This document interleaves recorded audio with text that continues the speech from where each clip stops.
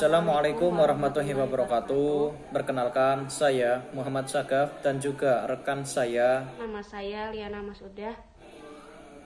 Kami dari kelompok 2 akan memaparkan mengenai pengertian dan juga dasar-dasar perkawinan. Sebelum presentasi atau diskusi kita lanjutkan, mari kita bacakan suratul Fatihah yang kita khususkan kepada guru-guru kita, yang berharap semoga ilmunya bermanfaat kelak untuk kita. Bibarakati suratul Fatihah.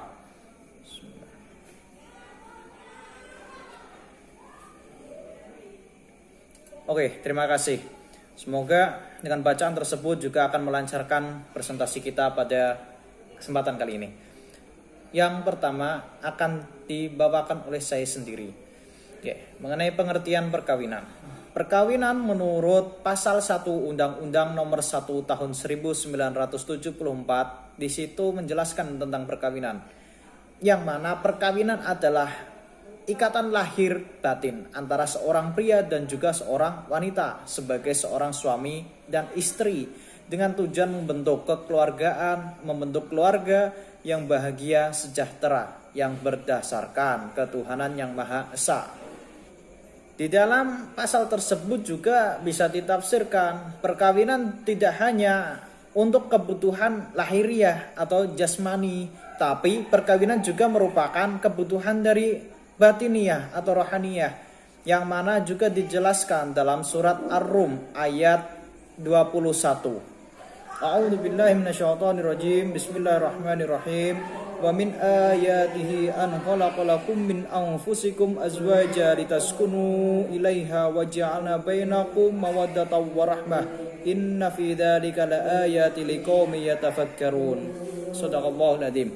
Yang artinya kurang lebih, dan di antara tanda-tanda kebesarannya ialah Dia menciptakan berpasang-pasangan untukmu, jenis-jenismu sendiri, agar kamu cenderung dan merasa tentram kepadanya, dan Dia menjadikan di antara kamu kasih dan sayang. Jadi makhluk hidup yang diciptakan Allah di dunia ini, mereka sudah berpasang-pasangan. Jadi jangan khawatir tak ada pasangannya. Tumbuhan ada pasangannya sendiri, dan juga manusia. Tinggal bagaimana cara kita menjemput pasangan kita ini.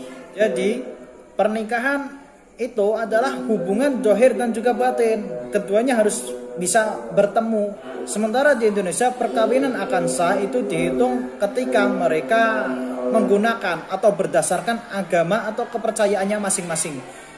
Contoh, kita seorang muslim, maka pernikahan kita harus sesuai dengan syariat Islam, yang mana telah diajarkan oleh terdahulu kita.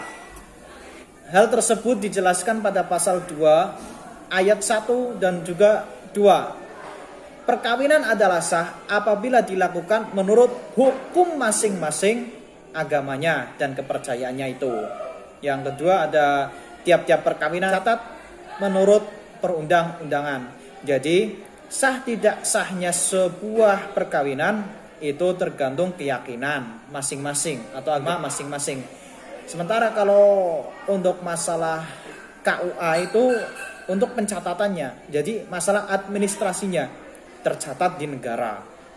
Nah, dari ketentuan pasal 2 Undang-Undang Nomor 1 Tahun 1974 tersebut, maka tidak memungkinkan dapatnya terjadi pernikahan silang antara beda agama. Islam tidak bisa nikah dengan agama Kristen atau sebaliknya, karena sudah jelas ada aturan yang mengikat, yang mana pernikahan akan sah apabila menurut keyakinan dan juga agamanya masing-masing.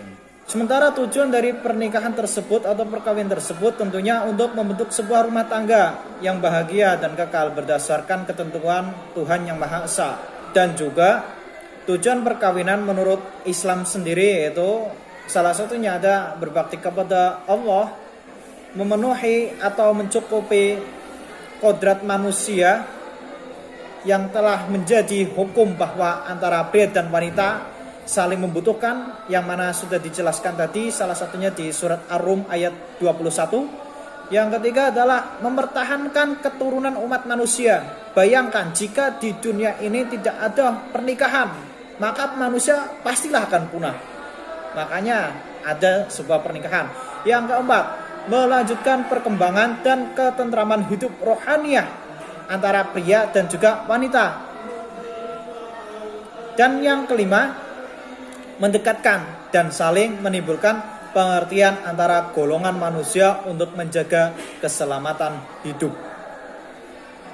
Sementara menurut Imam Al-Ghazali, tujuan perkawinan yaitu memenuhi hajat manusia, menyalurkan syahwatnya dan menumpahkan kasih sayang, memenuhi panggilan agama, memelihara diri dari kejahatan dan kerusakan. Jadi kalau sudah ada ikatan perkawinan, yang pasti hubungan tersebut sudah sah. Artinya tidak ada kerusakan, tidak ada fitnah yang tidak ada fitnah di dalamnya. Seperti kasus-kasus sekarang, kemarin kan lagi viral tuh, nggak tahu apa. Karena tidak ada hubungan perkawinan, tidak ada hubungan pernikahan, jadi hubungan mereka ya menurut publik tidak wajar. Tidak ada hubungan kok ujuk-ujuk berhubungan. Maksudnya tidak ada hubungan pernikahan, ujuk-ujuk berhubungan biologis. Yang mana kan publik selalu peka terhadap hal-hal tersebut. Hal tersebutlah yang dilarang.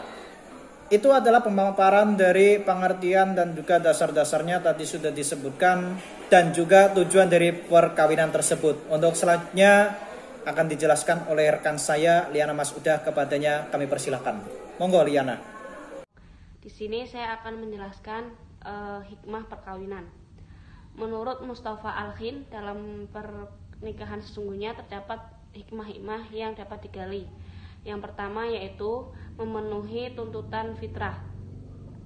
Manusia diciptakan oleh Allah dengan memiliki insting untuk tertarik dengan lawan sejenisnya. Laki-laki tertarik dengan perempuan, begitu sebaliknya. Ketertarikan dengan lawan jenis merupakan sebuah fitrah yang Allah telah letakkan pada manusia. Yang kedua yaitu mewujudkan ketenangan jiwa dan kemantapan batin. Salah satu hikmah pernikahan yang penting adalah adanya ketenangan jiwa dengan terciptanya perasaan-perasaan cinta dan kasih. Ini menjelaskan bahwa begitu besar hikmah yang terkandung dalam perkawinan. Dengan melakukan perkawinan, manusia dapat kepuasan jasmaniah maupun rohaniah, yaitu dengan kasih sayang, ketenangan, ketentraman, dan kebahagiaan hidup. Yang ketiga, menghindari dekadensi moral. Allah telah menganugerahi manusia dengan berbagai nikmat, salah satunya insting untuk melakukan relasi seksual. Akan tetapi insting ini akan berakibat negatif jika tidak diberi frame untuk membatasinya.